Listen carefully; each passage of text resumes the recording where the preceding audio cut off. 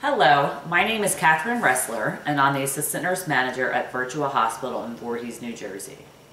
I brought you guys together today because I want to speak to you about some changes that are happening in healthcare and how our hospital in general is making accommodations to embrace those changes. Healthcare is currently changing in many ways. The number of elderly patients are increasing and the number of insured patients are increasing.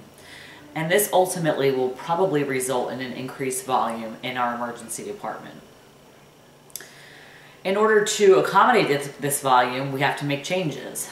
We're already away from the 8 ball in several categories, which I'll go over during this speech. But in order to add additional clients to that, it's going to be difficult. So our feeling is that we've done a lot of research, and there is an initiative called a split flow process, which will really assist emergency rooms in placing patients of different severities in different areas in order to accommodate them and improve quality patient care and improve patient satisfaction, in addition to getting them through the emergency department more quickly. Let me start by explaining the way the emergency department currently is working. Currently, our patients come in the front door, are greeted by a registrar, and they are sent to a triage area. And in the triage area, that nurse triages the patient and sends them to any part of the emergency department. And it doesn't matter the severity of the patients, they're all dispersed throughout the department. And we're seeing marketed delays from this current process. Delays in door to physician time, delays in door to discharge time, and I'll also go over that in a few moments. Ultimately, our biggest fear is patient quality and patient safety. And having delays in the emergency department delays patients getting their medications, patients getting their labs that must be drawn, and any radiologic testing that must be done. Obviously, the earlier that we're able to get this testing completed, the better it is for patient outcome. Our current door to doctor time, so it's when the patient enters the door to when the physician sees them, is 60 minutes, which is well above the national standard. So we can already see that we have room to improve in that aspect. And there's several other things that are currently not working in our department. Currently, we do not have a way that is set up so that physicians are alerted to whenever all the patients' radiologic studies and their lab tests are back. So in other words, the patient is ready for the physician to decide if they're going to admit the patient to the hospital or if they're going to discharge the patient. The majority of our patients that come into the emergency room are stable. And we call these patients level 3 patients. They are patients that come in, multiple complaints. It could be abdominal pain, it could be back pain, it could be shortness of breath. But these are patients that are stable. But these patients can be differentiated in, some of these patients end up staying in the ER for multiple hours because they receive multiple workups, including ultrasounds, x-rays, CAT scans. And then there's the other side of these patients that come into the emergency department and need maybe simple lab work, some IV fluids. A lot of the patients that receive the larger workup end up staying with us in the hospital. So we found it's important to differentiate these two patients, especially because we need to take control of the patients that we can see quickly and move through the emergency department more quickly. Our current average length of stay in the emergency department for discharge patients is 190 minutes, which is still well above the national standard. So that's another way that we can prove that we have a lot of room to grow from this process. Due to current delays in our emergency department, we have to make changes. We were alerted that as of next year, all of our patient satisfaction and our quality indicators and our throughput indicators will all be shared on the internet for any consumer to see.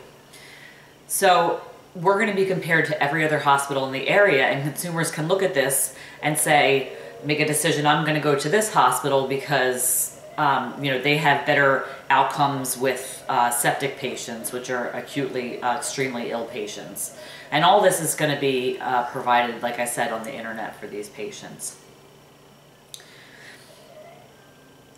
With the split flow process, and I spoke about the level 3 patients, which is the majority of our patients, how the process is going to work is we're going to separate those patients that will be in the ED for an extended period of time and most likely admitted from those patients that come in. And like I said, the majority of those patients are your young abdominal pain, nausea, vomiting, a gastritis kind of thing. But patients who would probably need an IV and maybe some lab work, but would essentially be in and out of the system pretty quickly. And our goal in this process is to have a medical provider, meaning a physician, to see these patients within 30 minutes of their arrival. And that would already decrease that door-to-doc time, which I said previously is 60 minutes. And it would also help to assist, from the front end to really assist getting these patients started quickly. The quicker that their radiology studies are ordered, obviously, the more quickly they're completed. So our goal, obviously, is to continue to provide safe patient care while improving our quality indicators and improving our patient satisfaction. So moving to a split flow model creates a lot of changes for the staff in the emergency department. And a lot of it is terminology changes.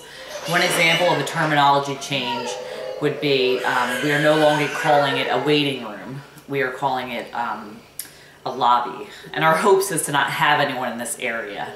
That's our hopes. And obviously that may not always be possible. But we think if the staff think of it as a lobby, it just assists staff and patients to know that it's not a place where we go to wait. There's also going to be a separate area where we're going to send our urgent care type patients, who are your patients that come in with an earache or an ankle sprain or a simple laceration. We're going to have a separate area for them called rapid care. And that will be run by a physician's assistant. And those patients, our goal is to be in and out in 60 minutes. And a lot of them need radiology studies, and et cetera, et cetera. We will also start what we call a JET track area. And the JET track area is called, it stands for Joint Evaluation and Treatment. And that's where these soft level 3s, and we essentially call them vertical 3s, which are, again, those patients that come in, most likely will not need more than maybe some labs, IV fluids, a simple radiology study. And we're going to actually keep them in a separate area in the ER. And the joint evaluation team is going to be a physician and a nurse working together. They're going to go into the room together within 30 minutes of arrival, and they will, the physician will order all the diagnostic testing. Medications will be given immediately.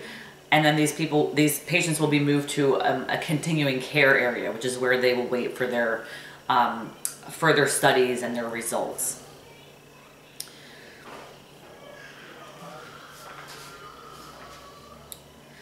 The other change for some of our staff are our secretaries. And I spoke earlier about how currently physicians, there's nothing that alerts them to know that a patient is ready to be dispositioned, meaning all of their radiology lab studies are already back. So what we've actually done is we've brought our unit secretaries in and asked them, we've taught them how to look for results, how to know what was ordered from what is already resulted, and they're actually going to be in charge of communicating this to the physician and say everything's back on Mrs. Smith, so that they can then do a timely disposition on that patient. And there's also going to be several geographic changes in the emergency department as a result of this. We will actually have it will no longer be called a triage nurse, they will be called a pilot nurse. And you can think of that as like an air traffic controller. And they will actually sit in the front lobby where the registrars currently sit. So they will be the first one to lay eyes on the patient, which is safe practice in general. And they will be asking very minimal questions to decide where in the emergency room these patients will go. Like I said, the vertical threes, these not as acutely ill threes, will go to the jet area. This nurse will send appropriate patients to the rapid care area, and all of those other sicker patients will go into our main ED, which is where everyone is now currently. One of the things that we wanted to think about was maintaining patient satisfaction with this. And we've actually developed, we have pamphlets that we're going to supply to the patients that go to these areas, initially explaining the process, explaining why we've instituted this process, and describing that our goal is to have them satisfied, and part of that is getting them seen quickly and getting them in and out of the emergency department as quickly as possible. One of the other things that we think about is maintaining privacy and confidentiality. So we will always have a separate discharge area where we will take these patients to discuss their medical results and to go over their discharge instructions. They could feel free to ask any questions at that time, but we will maintain patient confidentiality. And so another thing we want to think about is anytime you start a new process, there's going to be barriers. And we have actually two of the biggest barriers that we thought would be our physicians, because their practice is really going to be changing, and also our unit secretaries, because their role is going to be increasing. So we set up a work group, and we involved several people, but they were part of the work group, so that they could feel that they gave their input, and we well respected their input, and some processes were placed certain ways with their input. And we also realize that it's going to affect our ancillary departments, which is X-ray, CAT scan, ultrasound, especially because these patients that go to this jet area are going to be a priority. So we would like those patients to be prioritized over patients that we already know are going to be there for an extended period of time. We also included them in our work group, so they were involved, they gave their feedback, and we took that feedback into consideration. Another barrier that we anticipated was that we have very seasoned nurses and we have newer nurses. And it's definitely an ability of being a nurse for a long time. I've been an ER nurse for 13 years, to be able to determine a patient whether they're sick or not sick very quickly. So we involved both newer nurses and older nurses in this committee, and we agreed one of their things was everyone would like a chance to rotate around that department.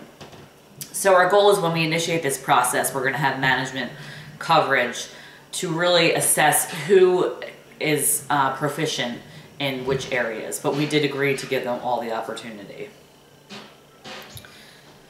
And I've realized change is very difficult for a lot of people, myself included. I've had my own reservations, my own fears. You want everything to go smoothly. So I respect that change is difficult for many other people.